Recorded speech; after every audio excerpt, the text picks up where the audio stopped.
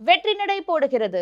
Srilakshmi movies என் ஸ்ரீலக்ஷ்மி பிரசாத் தயாரிப்பில் AR Murugadoss இயக்கத்தில் நடிகர் சிவகார்த்திகேயனின் மதராசி.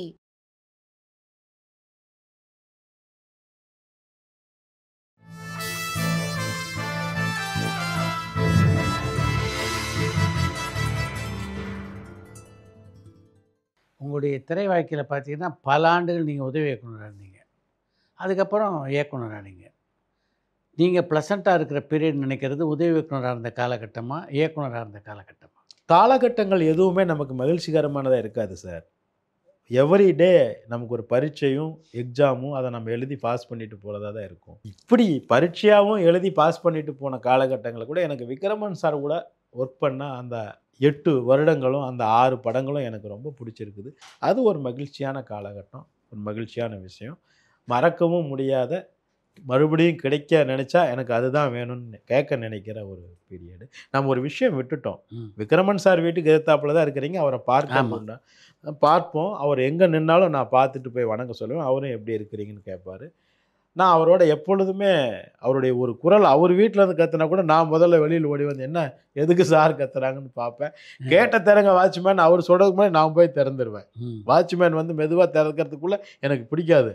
எங்கள் டைரக்டருடைய உத்தரவை உடனே நிறைவேற்றுறதுக்கு ஆள் வேணும். அதில் நானே இறங்கி பண்ணிவிடுவேன். அதுதான் இப்பொழுதும் நடக்குது, எப்பொழுதும் நடக்கும். ராமர் படத்துக்கு முன்னால் எப்பவுமே ஒரு ஆஞ்சநேயர் வச்சுருப்பாங்க தூரத்தில் செவுத்தில். ராமரை பார்த்துட்டே இருப்பார். அது மாதிரி நான் ஒரு ஆஞ்சநேயர் மாதிரி அவர் பார்த்துட்டே இருக்கேன். பெஸ்ட் குவாலிட்டி ஆஃப் விக்ரமன் நீங்கள் நினைக்கிறது என்ன? ராஜகுமாரன் முழுசாக சொல்கிறார் பாருங்க.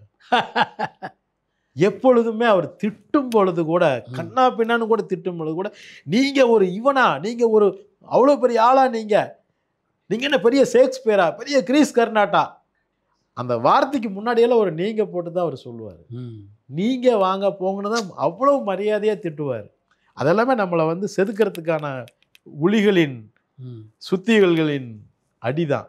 நீங்கள் ஒரு கிரீஸ் கர்நாட்டா எப்படி இப்படி தூங்கிட்டு இருக்க முடியும் உங்களால், அப்படியெல்லாம் சொல்லுவார்.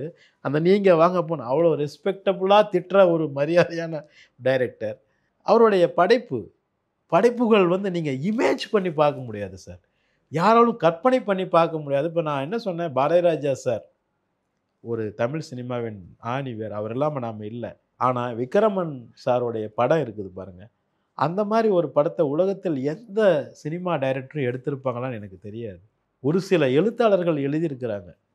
உதாரணத்துக்கு மெர்வின் அப்படின்னு ஒருத்தர் தன்னம்பிக்கை நூல்கள் எழுதுறாரு. ஆமாம், அவருடைய முயற்சியே முன்னேற்றம் அப்படிங்கிற ஒரு நூலை நான் லைப்ரரியிலேருந்து எடுத்துகிட்டு போயிட்டு திருப்பி கொடுக்காம சென்னைக்கு கொண்டு வந்துட்டேன். அவர் நூலை திருடிட்டு தான் நான் வந்துட்டேன். அப்படி நம்மளை முன்னேறத்துக்கான தூண்டுற எழுத்துக்கள் எழுதின எழுத்தாளர்கள் இருக்காங்க. டாக்டர் MS உதயமூர்த்தி, லேனா தமிழ்வாணன், இந்த மாதிரி. ஆனால் சினிமாவாக எடுக்கும் பொழுது அதை ஒரு படமாக தான் கன்வெர்ட் பண்ணுவாங்க. அந்த படத்தில் ஜனங்க அழுதுறணும், கிளைமேக்ஸில் நொந்து போயிடணும், அந்த உணர்வுகளை நம்ம காசு பண்ணிக்கணும், இப்படித்தான் எல்லாரும் படம் எடுப்பாங்க. விக்ரமன் சார் மட்டும்தான் தோற்று போன கேரக்டர்கள் ஜெயிக்கணும், அவங்க ஜெயிச்சே ஆகணும், அவங்க ஜெயிக்கிறதுக்கு இத்தனை வழிகள் இருக்குது, அவங்க ஜெயிச்சு நம்மளை தோற்கடிச்சவங்க முன்னால் கம்பீரமாக நடந்து போகணும் அப்படிங்கிற ஒரு உத்வேகத்தை கொடுக்கக்கூடிய, சினிமாவுக்காக சிம்பதி வாங்கணும் அப்படி, அதெல்லாம் இல்லாமல் என் சினிமா இப்படி தான், என் கேரக்டர் ஜெயிச்சு தான் தீருவாங்கிற தன்னம்பிக்கை ஊட்டக்கூடிய படங்களை இயக்கிய ஒரு இயக்குனர் அவர் தான். இன்றைக்கி நான் தமிழ்நாட்டில் பார்க்குற எவ்வளவோ கோடீஸ்வரர்களை அந்த சின்ராசு தான் உருவாக்கி இருக்கிறான். என்னை பார்க்குற எவ்வளோ பேர் சொல்லுவாங்க, சார் சூரிய வம்சத்துக்கு முன்னாடி நான் ஒன்றுமே இல்லை சார், அந்த சின்ராசுக்கு அப்புறம் நானும் அது மாதிரி வரணுன்னு தான் சார், நான் அதுக்கெல்லாம் சூரிய வம்சம் தான் சார் காரணம் அப்படின்னு சொல்கிற மிகப்பெரிய கோடீஸ்வரர்கள், நம்மளால் கற்பனை பண்ண முடியாத பெரிய பெரிய தொழிலதிபர்கள் கூட அப்படி தான். எங்கிட்ட ஒரு அசிஸ்டன்ட் டைரக்டர் வந்து சேர்ந்தான். நான் அவனை சேர்த்ததுக்கு காரணமே அவன் சொன்ன இது தான். அவன் வந்து கன்னியாகுமரி பையன். அவனுடைய அண்ணன் ஏதோ சினிமாவில் வரணும்னு சொல்லி வந்து இங்கே ஏதோ ஒரு கரண்ட் ஷாக்கில் செத்து போயிட்டான். அப்புறம் 2 பசங்க. இவன் வந்து MA படிச்சுட்டு இருக்கிறான், இன்னொருத்தன் 10th ஏதோ போயிட்டுருக்கிறான். அப்பா செத்துட்டார். இப்போ வந்து யாரோ ஒருத்தர் சம்பாரிச்சாகணும், குடும்பத்தை காப்பாற்றி ஆகணும். அப்போ நான் MA வரைக்கும் வந்துட்டேன். டிகிரி வாங்கணுங்கிறது கன்னியாகுமரியில் ஒரு பெரிய எழுதப்படாத சட்டம். அட்லீஸ்ட் 10th முடிச்சா ஆகணும், 10th தாண்டி +2 வரைக்கும் வந்தாகணுங்கிறது அவங்க அந்த ஊர் மக்களுடைய இது. அதனால் கன்னியாகுமரியில் மீன்காரன் மீன் பிடிக்கிற யாரை பார்த்தீங்கன்னாலும் 10th தாண்டி போயிருப்பாங்க. ஆக நான் இன்னுமே வேலைக்கு போகணும், தம்பி தான் 10th பாஸ் பண்ணி வரணும் அப்படின்னு நான் முடிவு பண்ணுறேன். ஒரு வெக்ஸான ஒரு சூழ்நிலையில் நண்பர்களோடு சேர்ந்து ஒரு படத்துக்கு போயிருக்கிறான். அந்த படம் அவனை என்னவோ பண்ணுது. மறுபடியும் வந்து அடுத்த ஷோவும் அந்த படத்துக்கு போகிறதுக்கு காசு சேகரிச்சுக்கிட்டு 2வது மறுபடியும் அந்த படத்துக்கு போகிறான். போகும்போது ஒரு பேனாவும் ஒரு பேப்பரும் எடுத்துகிட்டு போய் அந்த படத்தில் ஹீரோ என்னெல்லாம் வேலை பார்க்குறான் அதையெல்லாம் படம் பார்த்துக்கிட்டே எழுதுறானா. ஆடாடா. ஃபுல்லாக எழுதி ஒரு 50-60 வேலை பார்க்குறான் ஹீரோ. அதுக்கப்புறம் அவன் டிசைட் பண்ணுறான், நாம் எதுக்கு படிப்பை விடணும், இந்த வேலைகளில் 1-2 நம்ம செய்யலாமே. காலையில் பேப்பர் போடுறது, பால் போடுறது, காலேஜுக்கு போகிறதுக்கு முன்னாடி பண்ணிடலாம். சாயங்காலம் வந்து ஃபாஸ்ட் ஃபுட்டு, அப்போல்லாம் ஃபாஸ்ட் ஃபுட்டு ஓப்பன் ஆகி இந்த கேரில் வேனில் சாப்பாடெலாம் வச்சு இந்த ஃபாஸ்ட் ஃபுட் கடையில் வேலை பார்த்தோம்னா இதுக்கு ஒரு 500 கிடைக்கும், அதுக்கு ஒரு 500, அதுக்கு ஒரு மொத்தம் 1500 கிடைச்சிரும். சாயங்காலத்தில் நமக்கு சாப்பாடும் கிடைச்சிரும், வீட்டுக்கும் டிஃபன் கட்டிட்டு போயிடலாம். இப்படி ஒரு திட்டத்தை போட்டுட்டு அவன் பேப்பர் போடுறவனா ஆயிட்டான், பால் போடுறவனா ஆயிட்டான். இப்படி ஒரு படம் அவனுக்கு அந்த உத்வேகத்தை கொடுக்குதுன்னா அந்த படம் விக்ரமன் சாருடைய நான் பேச நினைப்பதெல்லாம் அப்படிங்கிற படம். வரும் நண்பர் பேசுவோம் சார். இப்ப எனக்கு 40 வயசு ஆகுது.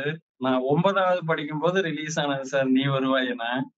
அது வந்து டீனேஜோடைய துவக்க காலம்ங்கிறதால அந்த படம் வந்து ஒரு காதல் திரைப்படம்ங்காட்டி எனக்கு மனசுல ரொம்ப வருஷமா நீங்காத இடம் பிடிச்ச ஒரு திரைப்படம் சார் அது. இப்ப 25 ஆண்டுகள் ஆச்சுன்னு சொல்லி நம்ம சித்ரா சார் தலைமையில அதுக்கான வெள்ளி விழா கொண்டாட்டம் கூட நீங்க கொண்டாடுனீங்க. அதுல பேசிட்டு இருக்கும்போது கூட அப்ப பொதுவாவே பார்த்திபன் சார் வந்து அடுத்த இயக்குனர்கள் படங்கள்ல நடிக்கும் போது சில இதுல தலையிடுவாருன்னு சொன்னாங்க. ஆனா அந்த படத்துல பெருசா எதுவும் பண்ணலேன்னுங்கிற மாதிரி அந்த கலந்துரையாடல்ல பேசிட்டு இருந்தாங்க. ஆனா கூட எனக்கு ஒரு குறிப்பிட்ட வசனம் மட்டும் அவரு எதுவும் சொன்னதா என்னங்கிற ஒரு சின்ன டவுட். நந்தினி மேடம் வந்து அவரு தலைக்கு தேய்க்க கொண்டு போய் அரப்பு கொண்டு போய் கொடுத்துட்டு வருவாங்க. அதுக்கு அடுத்த சீன்ல பார்த்தா அவர் ஒரு தாமரை கொண்டு போய் இந்தாங்க முழு பூ, நீங்க அரப்பூ கொடுத்தீங்க, இந்தாங்க முழு பூன்னு சொல்லி கொடுப்பாரு. இது மாதிரி விஷயங்கள்லாம் பார்த்திபன் சாருக்குன்னே உண்டான ஒரு ஸ்டைலு. அதனால அந்த ஒரு வசனம் மட்டும் பார்த்திபன் சார் எதுவும் சொல்லி வச்சதுங்களா சார், இல்ல நீங்க ஸ்கிரிப்ட்ல எழுதும் போதே அந்த வசனம் எழுதியிருந்தீங்களாங்க சார்? ஆமா, ஏன்னா பார்த்திபன் சார் பேசுனா என்ன பேசுவாருங்கிறத நாங்க எழுதிட்டோம். அவர் பேசும் பொழுது என்ன மூட்டை அரப்பு அப்படிம்பாங்க, இந்தாங்க முழுப்பு அப்படின்னு அவர் கொடுப்பாரு. இது வந்து பேப்பர்ல இருக்குது ஆல்ரெடி. நீங்க சொல்ற மாதிரியான விஷயங்கள் அங்கங்க போட்டுருவார் அவர். இப்போ உதாரணத்துக்கு சந்தோஷம் அப்படின்னா, ஆமா பெரிய விஜிபி சந்தோஷம் அப்படின்னு சொல்லி ஜீப்ல ஏறும்போது வரும். அது கூட நான் எழுதியிருக்கேன். பார்த்திபன் பேசினா என்ன பேசுவாருங்கிறத நான் முதல்ல எழுதிட்டதுனால அவர் வந்து எதுவும் பேச முடியல. அதனால அவர் சொன்னாரு, பார்த்திபன் சாரு இந்த படத்துல நான் ஒரு கமா புல் ஸ்டாப் கூட வைக்க முடியல, எல்லாமே அவர் எழுதி வச்சிருந்தாரு அப்படின்னு. சரி, அந்த கலந்துரையாடல் நிகழ்வுல வந்து லிங்குசாமி சார் சிறப்பு விருந்தினரா வந்திருந்தாரு. ஆமா, அவரை நீங்க ஆர்பி சௌத்ரி சார்கிட்ட இன்ட்ரடியூஸ் பண்ணதை அந்த இதை சொன்னதுமே சித்ரா சாரே பயங்கரமா சிரிச்சுட்டாரு. அந்த ஆர்பி சௌத்ரி சார்கிட்ட அவர்கிட்ட இன்ட்ரோடியூஸ் பண்ணும்போது இவர் பேர் லிங்குசாமிங்க, பெரிய ஆளா வருவாரு, சிம்ம ராசி சிம்ம லக்கணம் அப்படின்னு சொல்லி அறிமுகப்படுத்தினீங்கன்னு சொல்லிதான் அவர் சொன்னாரு. அது லிங்குசாமி சாருக்கு வாய்ப்பு வாங்கி தந்தரணும் எப்படியாவது அப்படிங்கிற ஒரே காரணத்துக்காகவா, இல்ல ஆர்பி சௌத்ரி சார் வந்து அந்த இதெல்லாம் கொஞ்சம் பார்க்கக்கூடியவர் அப்படிங்கிற காரணத்துக்காகவா சார்? இல்ல சௌத்ரி சார் வந்து அப்படி ஜோதிடத்துக்காக பார்க்க மாட்டாரு. அவர் வந்து நாம சொன்னா நம்ம ஏதோ சொல்றோம் அது கேட்டுருவாரு. விக்ரமன் சார் சொன்னா விக்ரமன் சொல்றாரு, அப்ப ஏதோ காரணம் இருக்கும்னு கேட்டுருவாரு. நான் சொன்னதுக்கு காரணம், எப்பொழுதுமே ஒரு ராசியும் லக்கணமும் ஒருத்தர் ஒன்னா இருந்துட்டாங்கன்னா அவங்க கொஞ்சம் ஸ்பெஷலிஸ்டா பெரிய ஆளா வந்துருவாங்க. ராசி லக்கணம் ஒரே இதா இருக்கிற ஆளுங்க நிச்சயமா பெருசா வந்துடுவாங்க. உதாரணத்துக்கு இப்ப கமல் சாரை கூட நம்ம சொல்லுவோம், மீன ராசி மீன லக்கணம், அந்த மாதிரி ரிஷபராசி ரிஷப லக்கணம் அப்படி. அது மாதிரி ராசியும் லக்னமும் அது ஜோதிட விதி. ராசியும் லக்னமும் ஒருத்தருக்கு ஒன்னா இருந்தா அவருக்கு கிருஷ்ணர் ரிஷபராசி ரிஷப லக்னம், இளையராஜா சார் கூட ரிஷபராசி ரிஷப லக்னம்னு நினைக்கிறேன், எனக்கு தெரியல, அப்படி இருக்கும்னு நினைக்கிறேன். அது மாதிரி சிம்மராசி சிம்ம லக்னம்னா அவர் பெருசா வந்துருவார் அப்படிங்கிறது ஒரு ஜோதிட விதி. அந்த விதியை அந்த இடத்துல அவன் விதியை மாத்துறதுக்காக நான் வந்து சௌத்ரி சார்ட்ட சொன்னேன், அவர் அதை ஏத்துக்கிட்டாரு, அவ்வளவுதான். சார் சாட்விக் சித்ராக்கு தேவயானி மேடம் வந்தப்ப அவங்க கிட்ட நான் கேட்டேன், உங்களுடைய நிறைய கதாபாத்திரங்களோட பெயர் வந்து நந்தினினே இருக்கு. அது ஏதாவது பர்ட்டிகுலரா சம் சென்டிமெண்ட் இருக்கான்னு கேட்டா, அவங்க அப்படியெல்லாம் எதுவும் இல்லைங்க. சூரியவம்சம் வந்து அந்த பேர்ல ஹிட் ஆனங்காட்டி, ஒருவேளை அதுல ராஜகுமார் அசிஸ்டன்டா இருந்ததால, அவர் ஒருவேளை அத நினைச்சு எழுதினாரா என்னன்னு எனக்கு அப்ப கூட தெரியலைன்னு சொன்னாங்க. நீங்க ஆனா ஸ்கிரிப்ட் எழுதும்போதே நந்தினிங்கிற பேர்ல தான் எழுதுனீங்களா? இல்ல சூரியவம்சம்ல அந்த பேர் வச்சு அது பெரிய ஹிட் ஆச்சு. அதனால அந்த பேர் வைக்கணும்னு சொல்லி வச்சீங்க. இருக்கும் அந்த மாதிரி எனக்கு அந்த சென்டிமெண்ட்ஸ் இருக்குது. நந்தினிங்கிற பேர் வந்து ராசியானது அப்படின்னு நான் நினைச்சேன். எண்ணல் சரி, எண் சரி. எழுத்துல ஆரம்பிக்குது. அதுக்கப்புறம் அத அந்த பேர் வச்சதுக்காக நான் இன் தி நீ நந்தினி அப்படின்னு அஜித் சார் சொல்லுவாரு. அஜித் சார் சொல்லுவாரு. அதுவும் இருக்கு. ஆனா ஒருவன்கிற படத்துல நந்தினின்னு சொல்லி ஒரு படத்திலே அந்த அம்மாவுக்கு பேர் வச்சிருக்காங்க. அது சரி, எனக்கு சரி. தெரியல அது. நான் அந்த ஆமாமா. சென்டிமெண்ட்டுக்காக தான் நந்தினின்னு வச்சேன் நிச்சயமா. எனக்கு அது சரி. நந்தினின்னு பேர் வச்சா நல்லா வரும் அப்படின்னு ஒண்ணு நினைச்சேன் நானு. நான் ஒரு நந்தி ரிஷபராசி. ஓ! நந்தின்னு சரி, சரி. வர்றதுனால எனக்கு அது நல்லா இருக்கும்னு நினைச்சு என் மைண்ட்ல இருக்குதோ என்னவோ. சார் நீங்களுக்கு இனி லைஃப் டைம்ல அப்படி ஒரு ரோல் கிடைக்கும்னா அப்படின்னு சொல்ல முடியாத மாரியான ஒரு ரோல் வந்து உங்களுக்கு கடுகு படத்துல கிடைச்சது. விஜய் மில்டன் சார் வந்து இப்படி ஒரு புலிவேஷ கலைஞரா நீங்க நடிக்கணும்னு உங்கள அப்ரோச் பண்ணும்போது உங்க மனநிலை எப்படி இருந்ததுங்க சார்? ரொம்ப எனக்கு பிரமாதமா நடிச்சிருந்தீங்கன்னு ரொம்ப ஹேப்பியா இருந்தது.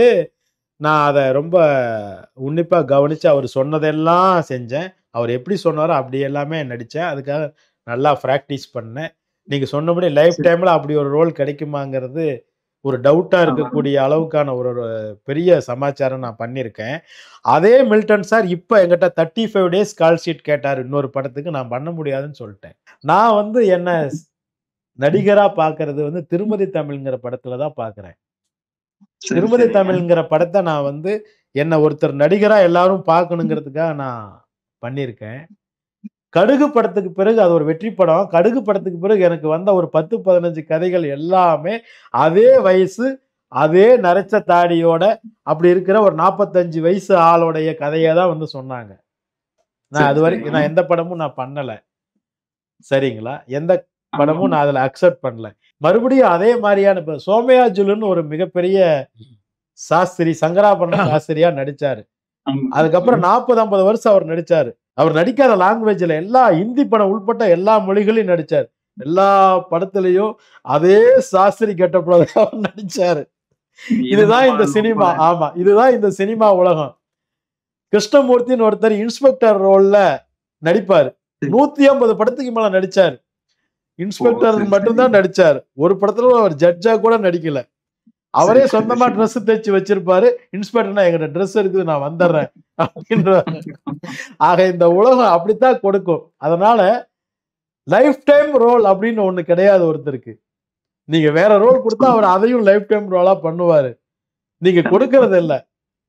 எனக்கு பொறுத்த வரைக்கும் கடுகு ஒரு என்னுடைய படங்கள்ல ஒண்ணு. நான் நடிச்ச ஒரு நல்ல படம். நல்ல டைரக்டர் நல்லா பண்ணியிருந்தார். அந்த படம் மிக சிறந்த படம். அதுல நானும் நடிச்சிருக்கேன். அதே இயக்குனர் மறுபடியும் எனக்கு கதை சொல்லும்பொழுது நான் நடிக்க மாட்டேன்னு சொல்லியிருக்கேன். ஏன்னா, எனக்கு வேற மாரி படம் வேணும். யாராவது குடுத்தா நான் நடிப்பேன். இப்படி. போன சாட்விக் சித்ராலயும் பேசினாரு. அந்த தமிழரசன் ஒருத்தர் இன்னைக்கும் பேசினாரு. அவர் வந்து போன தடவ உங்களுக்கு தமிழ் திரை களஞ்சியம்னு ஒரு விருது கொடுக்கிறதா சொல்லி சொன்னாரு. அது 100க்கு 100 உண்மை. அந்த களஞ்சியத்திலிருந்து நாங்களும் ஒரு நெல்மணியா இன்னைக்கு 4 பேருக்கு தெரியற அளவுக்கு வந்திருக்கோங்கல்ல எங்களுக்கு மிகப்பெரிய அருமை, மகிழ்ச்சி. அதுக்கு அருமை, ரொம்ப அருமை, நன்றி சார். அருமை, அருமை. நன்றி, நன்றி. ரொம்ப சந்தோஷம். நன்றி. தமிழ் திரைக்களஞ்சியம்னு ஒரு நல்ல விஷயம் சொல்ட்டீங்க. நாங்க எப்படியாவது குடுத்து அந்த களஞ்சியத்த இன்னும் மேலும் களஞ்சியமாக்கிறோம். எந்த காலகட்டத்தில ஜோசியம்லாம் கத்துக்கிட்டீங்க? சார் நான் நெறைய படிச்சிருக்கிறேன்னு சொன்னீங்களா? நான் எல்லாத்தையுமே படிச்சிருவேன். அது என்னோட விஷயம்.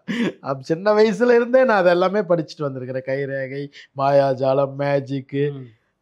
ஹிப்னாட்டிசம் பண்றது எப்படி? ம்.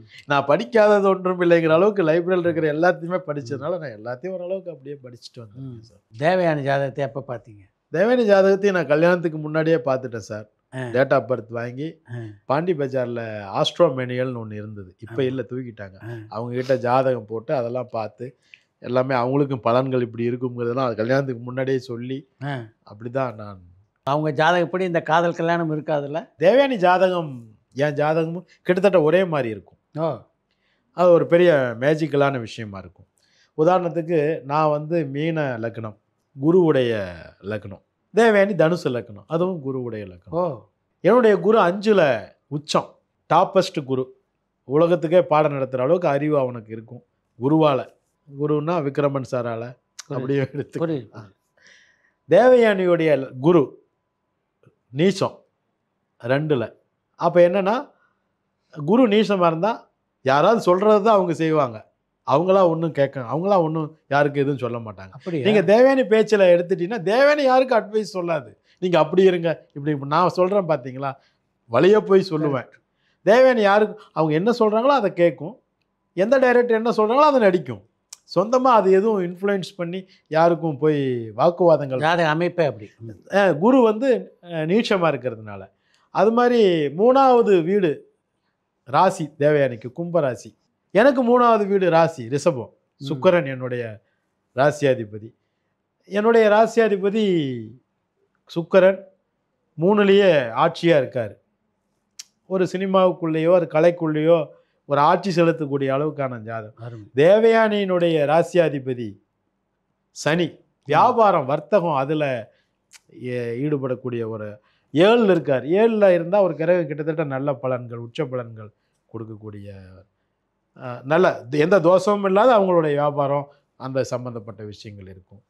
இது மாதிரி தேவயானிக்கு 6ஆம் அதிபதி தான் சுக்கிரன், கலை சம்பந்தப்பட்டவர். அந்த சுக்கிரன் வந்து 7ல் இருக்கார், அவரும் டாப்பான இடத்துலையே இருக்கார். ஆக கலை சம்பந்தப்பட்ட வியாபாரம் இப்படி எல்லாமே நாங்கள் ஒன்றுக்கு ஒன்று ஒரு மாதிரி மேட்ச் ஆகிக்கிட்டே வரும் ஜாதகங்கள். 4ல் செவ்வாய் தேவயானிக்கு கல்யாணம்னு வரும்பொழுது செவ்வாய் பார்க்கணும் எந்த இடத்துல இருக்குது. 4ல் செவ்வாய்ங்கிறது கொஞ்சம் நல்லது இல்லை. எனக்கு 8ல் செவ்வாய், அதுவும் நல்லது இல்லை. 2 நல்லது இல்லையும் ஒன்றா சேரும்போது நல்லதாகிடும். இப்படி இந்த மாதிரி செவ்வாய் இதெல்லாம் பார்க்கணும் ஜாதகத்தில். கண்டிப்பாக செவ்வாய் எங்கே இருக்குது அப்படின்னு. 4ல் சுகஸ்தானத்தில் செவ்வாய் தேவயானிக்கு. எனக்கு வந்து 8ல் மறைவு ஸ்தானத்தில் தான் செவ்வாய், 8ஆம் இடத்துல செவ்வாய் இருக்குது. அது மங்களஸ்தானம்னு சொல்லுவாங்க பெண்களுக்கு. அந்த மாதிரி இது மாதிரி எல்லாம் ஒன்று ஒன்று பொருந்துறதுனால தான் அது அமையுது. வேறு நடிகர்கள் யாருக்காவது ஜாதகம் பார்த்து சொல்லியிருக்கீங்களா? அருண் சாருக்கு நான் பார்த்தேன், விஜய், அருண் விஜய். ஆமாம், அன்னைக்கு நான் நம்ம விஜயகுமார் சாரை ஃபங்க்ஷனுக்கு வரவழைக்க பேசணுமே, அவன் ஃபங்க்ஷனுக்கு நான் வரமாட்டேன் அப்படின்னு சொன்னார் தானே. அவர் அப்படி தான் கோவப்படுவார்.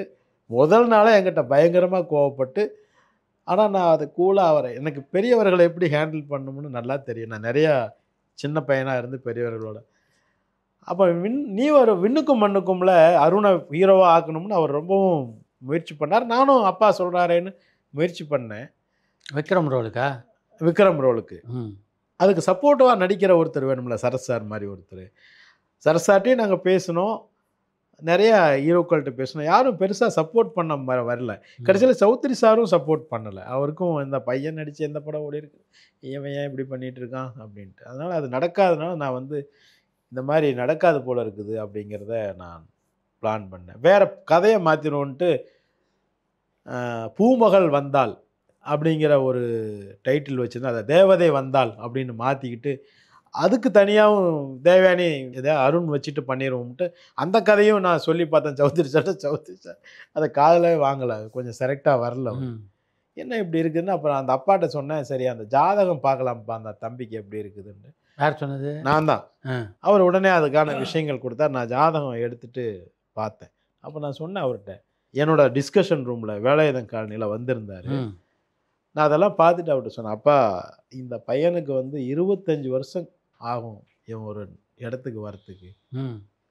இந்த துறையில், நடிப்பு துறை, அந்த தொழிலில் ஒரு 25 வருஷம் ஆனால் தான் இவனுக்கு லைஃபே வரும், இந்த ஜாதகம் அப்படி இருக்குன்னு அப்படி கேட்டார். அப்படியே இங்கேருந்து கண்ணிலேருந்து தண்ணி வலியுது அவருக்கு. நேச்சுரல் தானே. ஆமாம், ஏன்னா இது அடுத்த வருஷம் அதுக்கு அடுத்த வருஷம்னா பரவாயில்ல, 25 இயர்ஸ் அப்படின்னும்போது அது ஒரு பெரிய வார்த்தை தான். அது அதிர்ச்சியான. ஆனால் நான் அதை சொன்னேன், அப்போ தான் இந்த பையனுக்கு நல்ல திசை வருது அப்படின்னு சொன்னேன். அப்படியே அழுதுட்டார், கண் கலங்கிட்டார். ஆனால் நீங்கள் யோசிச்சு பாருங்கள், அருண் அன்னைக்கு இருந்து போராடி இன்னமும் அது அந்த இடத்துல இன்னமும் இருக்கிறாரு, ஒரு ஹீரோவுக்கான இடத்துல இருந்துட்டு இருக்காரு. ஆனால் இப்போ தான் அவர் கவனிக்கப்படுறாரு. கரெக்ட். ஒரு 20 வருஷம் தாண்டின பிறகு தான் அருணுக்கு ஒரு கரெக்ட் பீரியட் வருது, ஒரு டைம் வருது. அவர் இன்னைக்கு வந்து அருண்னா தவிர்க்க முடியாத ஒரு நடிகர் ஆயிட்டார். ஆனால் அதுக்கு அவர் 25 வருஷம் பல்ல கடிச்சிட்டு அவர் வெயிட் பண்ணியிருக்காரு. பெரிய போராட்டம். சரிங்களா? அந்த விக்ரம் கூட அப்படிதான். 50 படங்களுக்கு மேலே அவர் நடிச்சிட்டார். அவர் நடிக்காத கம்பெனியே கிடையாது. ஏபிசிஎல் உள்பட அமிதாப் பச்சன் கம்பெனிலெல்லாம் போய் நடிச்சுட்டு வந்துட்டார். ஆனால் அவர் யாருன்னே யாருக்கும் தெரியாது. ஒரு டைம் வரணும். அந்த டைம் வந்தாதான் ஒரு சேது அவருக்கு வந்தது. அப்பொழுது தான் அவர் யார் அப்படின்னு அவர் கவனிக்க போறார். அந்த சேது கூட ரிலீஸ் ஆகிறதுக்கு 2-3 வருஷம் அவர் சும்மா தான் கடந்தது. அந்த நேரம் வந்து தான் அதை தூக்கி. சேதுல நடித்த ஒரு நடிகன் இப்படி தான் இருப்பான்னு யாருக்கும் தெரியாது. என்னோட விண்ணுக்கும் மண்ணுக்கும்ல நடித்த நடிகனை தான் இவன் தான் விக்ரம்னு சொன்னால் அந்த அப்படி அழகாக ஒரு வேஷ்டி சட்டையோட பட்டு வேஷ்டி சட்டையோட ஒரு எப்படியெல்லாம் ட்ரெஸ் பண்ணி காமிக்கும் அழகுபடுத்தி பார்க்க முடியுமோ அதெல்லாமே நான் விண்ணுக்கும் மண்ணுக்கும்ல. அதுக்கப்புறம் 20 வருஷம் விக்ரம் நடிச்சிருந்தா கூட இப்போ பொன்னியின் செல்வனில் அவர் போட்ட கெட்டப்பையில நான் அந்த படத்திலே போட்டிருக்கேன்.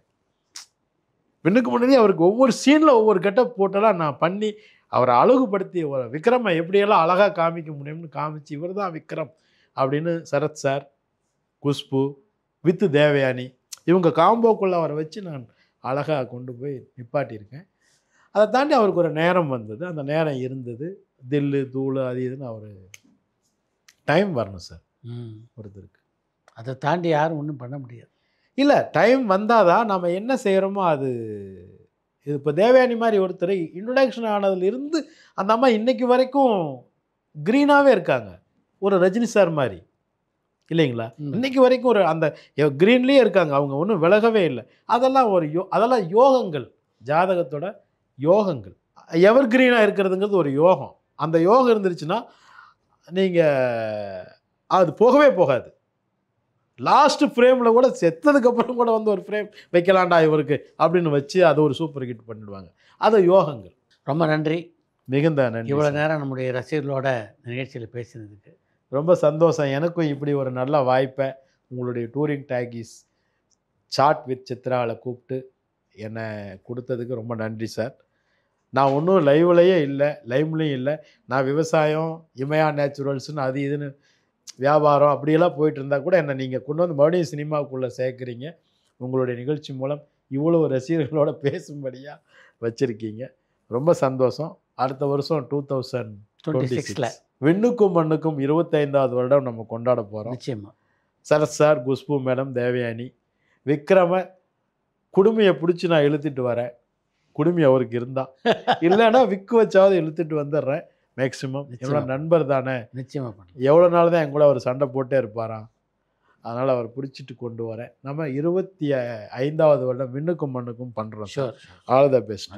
அன்புடன் ராஜகுமாரன்.